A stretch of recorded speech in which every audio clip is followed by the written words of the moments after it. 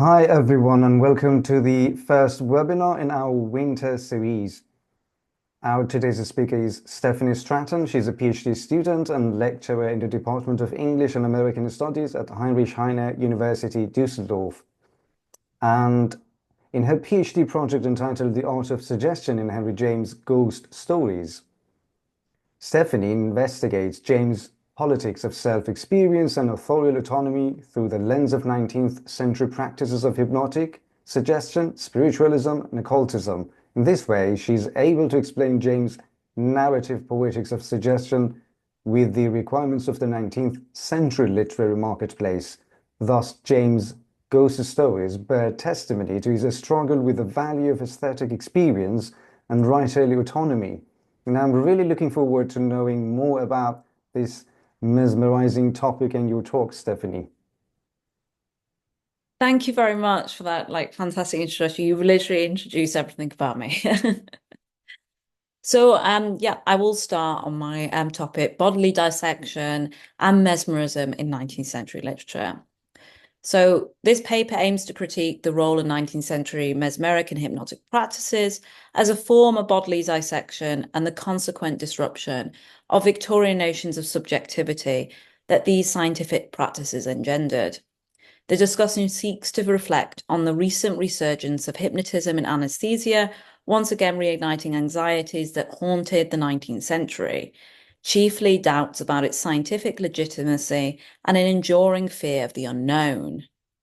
In this sense, striking parallels emerge between the perceptions of 19th century mesmerism and the cautious intrigue surrounding hypnotic techniques today. While hypnosis was reintroduced in the 1990s by surgeons such as Dr. Mary Elizabeth Faymonville, it was only officially recognized as an anesthesical technique until the 2000s, and only by 2015 had medical schools in France, for example, begun offering diplomas in medical hypnosis. Concerns about patient agency and consent today echo long-standing anxieties regarding the practices and limits of hypnosis. In this paper, I will examine the historical roots of these practices through the works of two seminal writers, George du Maurier and Henry James, who captured both early and later developments in mesmerism. By analysing du Maurier's Trilby and James's Professor Fargo, the paper explores how these authors connected mesmerism, dissection, surgery, and ethical questions surrounding the self amid an era of scientific discovery. Grave digging, the fraudulent and murderous behaviour that resulted in the Anatomy Act of 1832, continued to live on, as Gothic and Findercycle literature turned from the murderous Burkean body snatcher to the murderous medical mesmerist. During the 19th century, mesmerism and its resultant offspring, hypnosis, became popular in medical exhibitions open to an eager public, clamouring to see the gore and magic of dissection and surgical procedures on living patients. With anaesthesia practices still in their infancy, medical practitioners began delving into the science of the trance state, convinced they could do away with anaesthetic drugs altogether, like morphium or opium. It was a fancy that unsurprisingly coincided with its popularity on stage, a recipe that would result in unethical economic exploitation of the patients that medicine was supposed to aid. Additionally, the scientific community aimed to sever mesmerism's associations with science through reports on skeptical scientists being an increasingly common issue.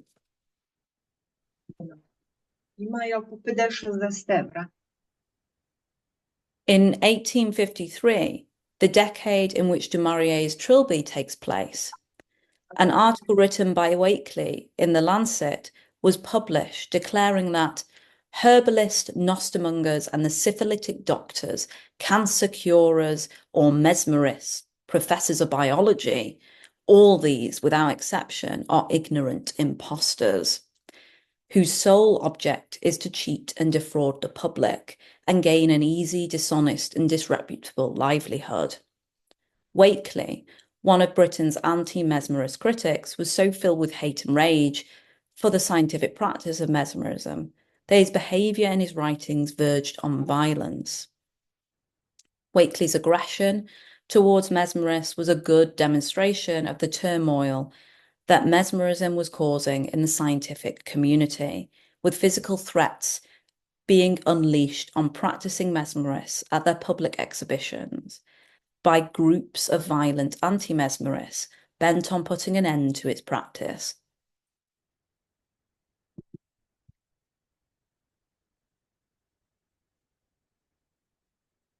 This case was particularly common for public performances, where scientists believed the public should not be offered knowledge reserved to specialists. A perfect example of this can be found in the Aberdeen Journal of 1886 from the Manchester and Salford Sanitary Association, whose aim was to draw attention to the various dangers of mesmerism upon the individual subjectivity when tampering with the highly organized and sensitive nervous system of many people. It is possible that in some cases trickery may be made subservient in some of the exhibitions in question, but without entering into the difficult and still obscure physiology of the mesmeric state. It will be sufficient to point out that in this condition, when really attained, the will of the subject is for a time in abeyance, and his actions and even his sensations and ideas are entirely under the control of the person operating. By frequent repetition of the operation, the submission to the influence becomes more facile and its action is intensified. Moreover, there appears to be developed a liking for the mesmerized state, so that the subject presents themselves willingly for experiment.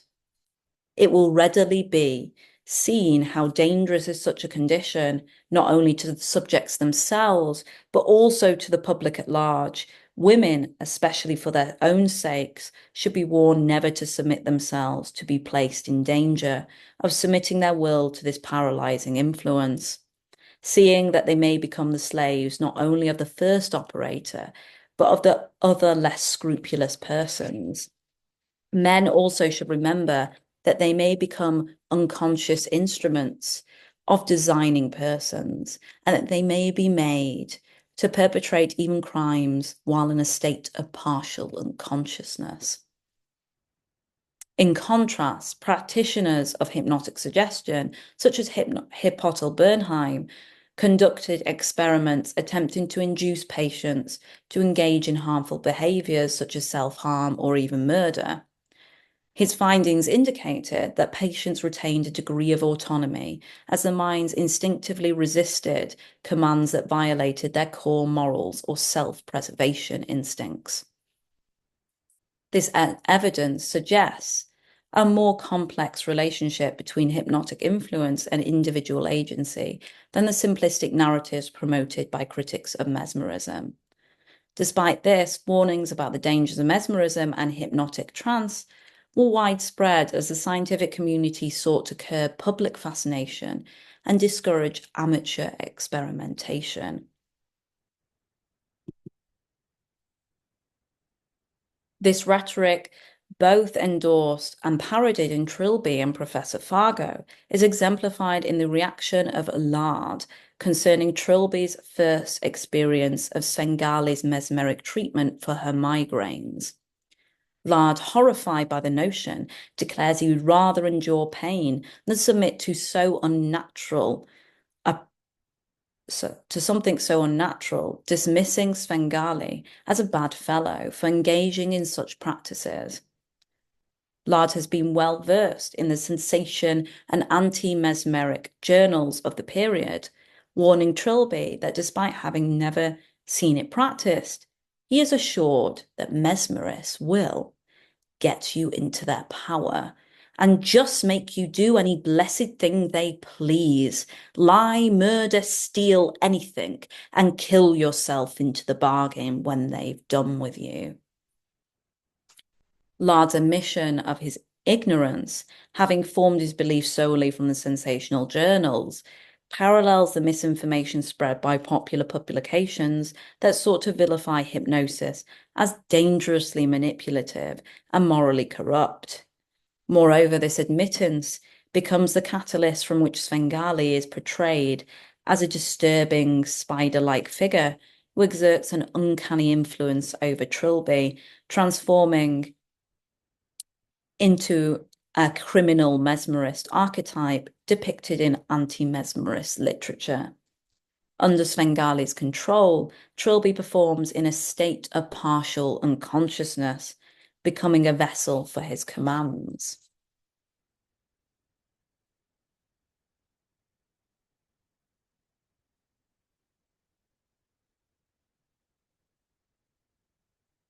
Ironically, Henry James leverages the misunderstood nature of the suggestible state in mesmerism and hypnosis to underscore the manipulations of his sinister character, Professor Fargo. Fargo's travelling companion, the impoverished captain, dismisses Fargo's mesmeric abilities as mere charlatanism and in disbelief wagers his own daughter's autonomy. This skepticism proves tragic. After being mesmerized, the captain's daughter willingly follows Fargo's commands, her will overridden by his influence. Just as contemporary criticisms of public mesmerism feared, Fargo gains control over her to the point that, upon repeated mesmerism, she loses her autonomy entirely, becoming an instrument for Fargo's will. In effect, the captain, like a body snatcher, has unwittingly sold not only his daughter's body, but her consciousness as well. Fargo's domination over the young girl's mind and will leaves her disassociated from her own body, reducing her to a mere vessel manipulated at his command. As Sophie Minot notes, James's body and soul snatcher triumphs, turning the young girl into a, quote, a bread-winning feature in Professor Fargo's new show, unquote. Stripped of vitality, she remains mute and unresponsive, her autonomy erased as she is compelled to blindly obey Fargo. Svengali in Trilby uses the threat of the mortuary medical table as a means of curtailing Trilby's free will, reducing her options to the submission of mesmerism or to the exhibition and dissection at the École de Médecine. This can be evidenced in the following passage in which Svengali first whispers into the ear of his victim that forgotten and poor Trilby will be found upon the morgue slabs where over the middle of you will be a little leather apron, and over your head a little brass tap, and all day long and all night the cold water shall trickle, trickle, trickle, all the way down your beautiful white body to your beautiful white feet, till they turn green. And your poor, damp, draggled, muddy rags will hang above you from the ceiling for your friends to know you by. Drip, drip, drip, but you will have no friends. And people of all sorts, strangers, will stare at you through the big plate glass window. Medical morgues in Paris and the rest of France, like the one depicted in Trilby, house the bodies of the poor, who were unidentified and became the property of scientific research and exhibition. Svengali hints that, unless she succumbs to his mesmeric charms, she too will end up as a cadaver of medical examination and public entertainment, snatched from the rivers of Paris, where such bodies were often found. In Du Maurier's portrayal of 1850s Paris, the art of physical dissection and the resulting loss of personal subjectivity is paralleled with the mesmerist's own laboratory slab, where the public come to gawp at the latest exhibition.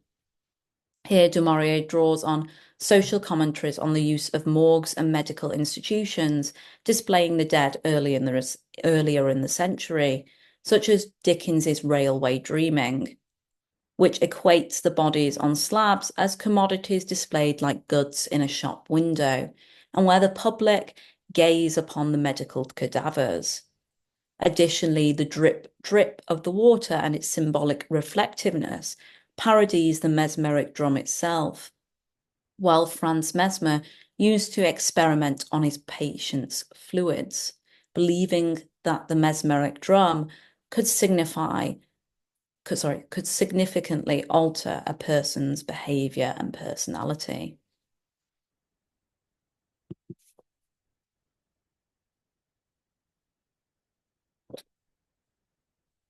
Through Svengali's mesmeric powers, Trilby is body snatched not from death but from life, to serve his pursuit of power and wealth under the guise of medical intervention.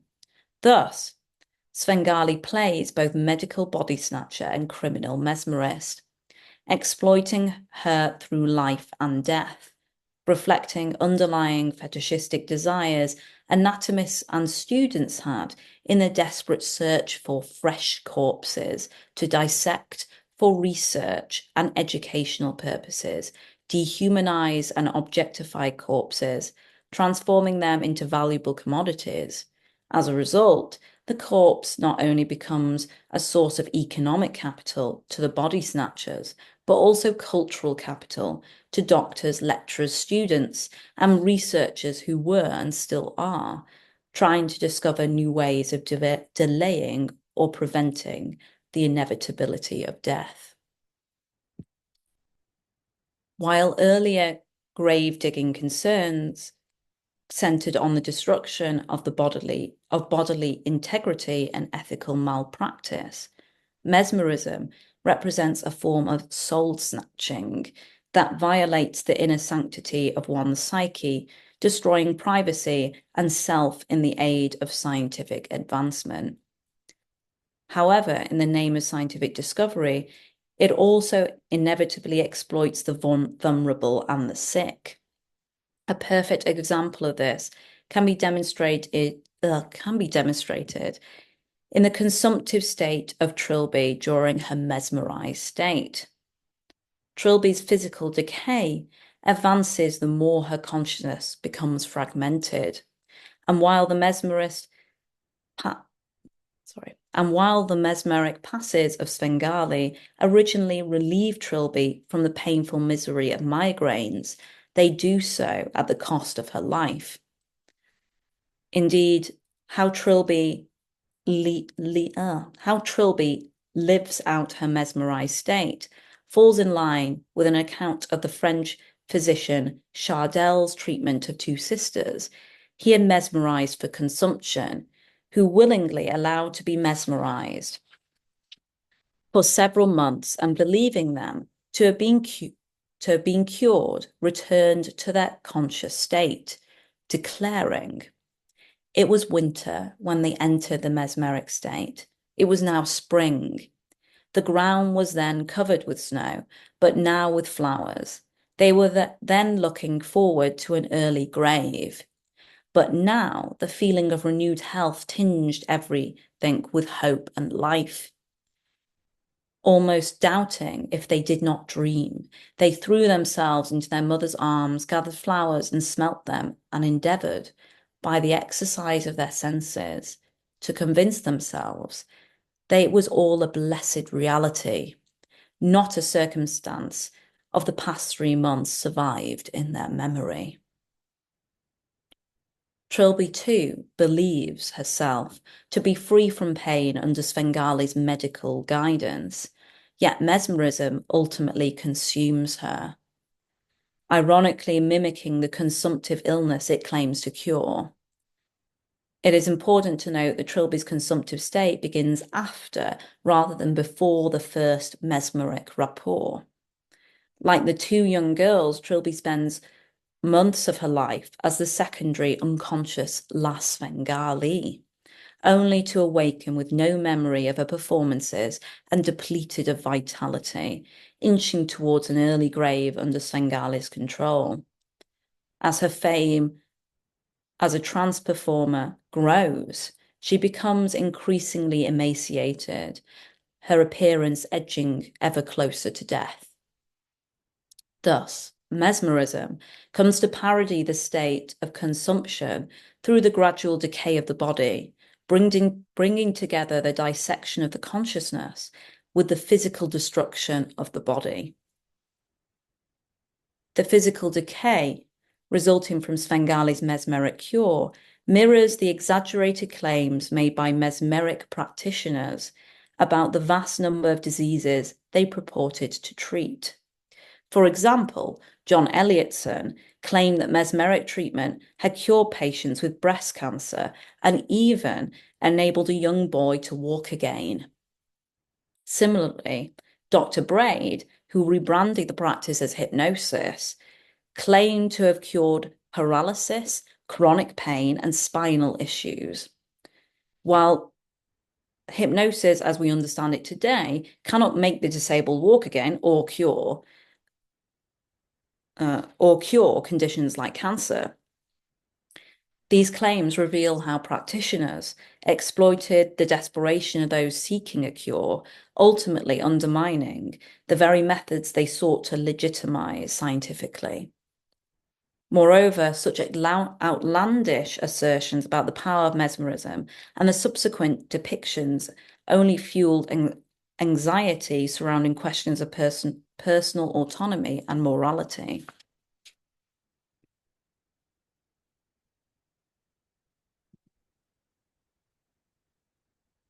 Meanwhile, John Elliotson's reports of surgical procedures conveniently leave the explanation of pain that his patients utter later in his case descriptions, dismissing their moanings after bones and flesh have been sawn through, giving, he states, the impression of a disturbed dream, as opposed to cries of pain.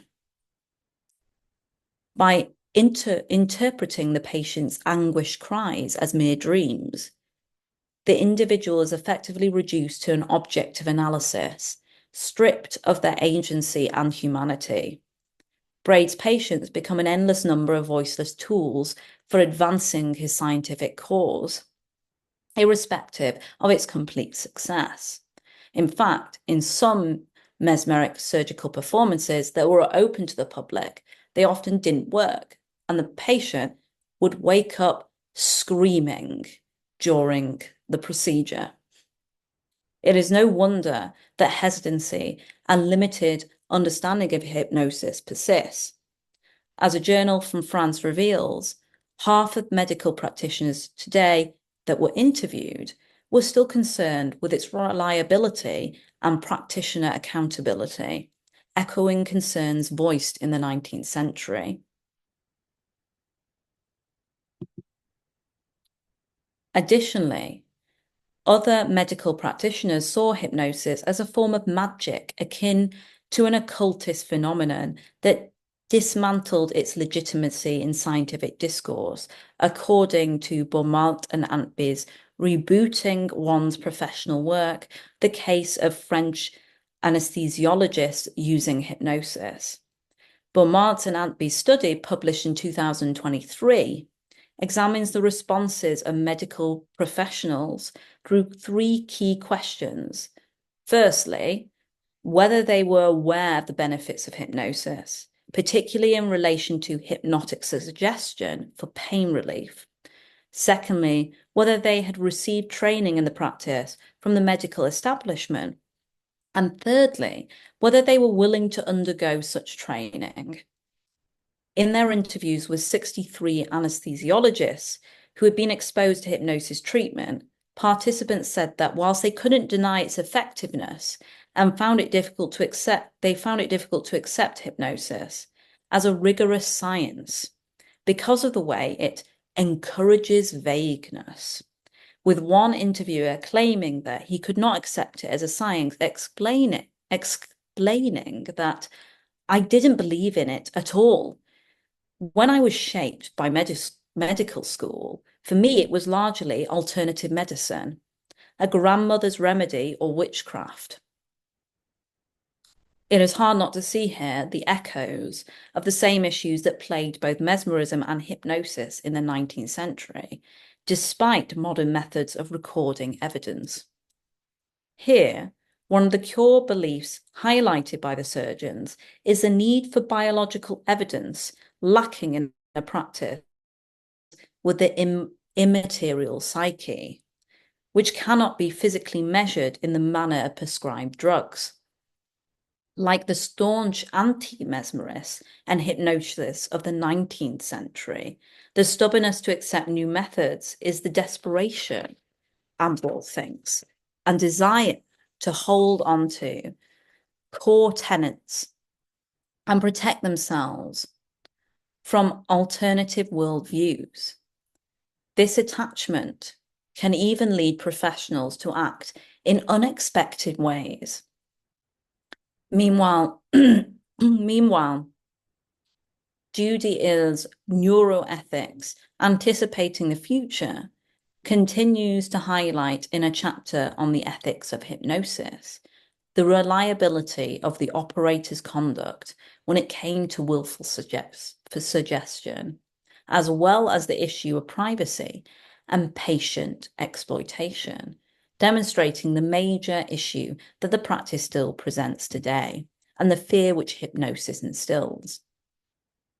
Ultimately, Victorian scientists' attempts to bar the public from engaging in hypnosis and its literary portrayal have led to its lasting legacy today in both popular culture and science as a magical discipline within the realms of alternative medicine and the occult. Both mesmerism and later hypnosis became associated with anxieties around clandestine activities akin to those of the body snatchers earlier in the century, evolving into a form of soul snatching that violated personal autonomy by dissecting the psyche for scientific gain. The fragmentation of the consciousness mirrored the physical dissection of the body, reducing the mind to a collection of parts for scientific examination and stripping the patient of personal identity, transforming them into mere subjects of experimentation. Both authors' treatment on mesmerism and hypnosis reflects the morbid commodification of the human body that characterized 19th century medical practice. Moreover, portraying mesmeric influence as akin to physical illness, such as consumption, highlights the ethical dilemmas inherent in a medical establishment where profit and medicine intersect. Examining current perspectives and queries around hypnosis, pain relief, through the lens of 19th century literature and scientific culture can aid in understanding ongoing fears in respect to personal identity and subjectivity, medical and scientific bias, in a world increasingly monopolizing the data and personalities of medical patients. Thank you for listening. I've got a bit of cold. Thank you very much, Stephanie, for your thought-provoking and illuminating presentation and topic. I'm sure that this presentation sparks a lot of interest in mesmerism in 19th century literature. So let's open for questions, but before that, I'm going to stop recording